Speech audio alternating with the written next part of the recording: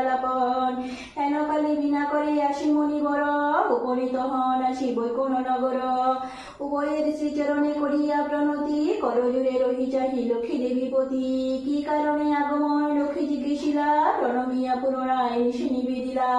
বলো মাগো এ তোমার কেমন বিচার, চঞ্চলা চপলা প্রায় ফিরে দ্বারে দ্বার। ক্ষণকালে তর তব নাহি কুতা স্মৃতি, সেই হেতু নরনারী ভুগিছে দুর্গতি।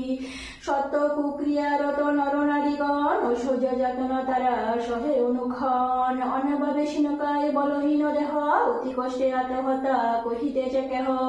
কেহ দেখি প্রাণাদিক পুত্র কন্যাগণে, পরিত্যাগ করি যার অন্যের কারণে। বল মাগো প্রকাশিলা কি পাপের ফলে, ভীষণ দুর্ভিক্ষ সদা মতবাসী জলে।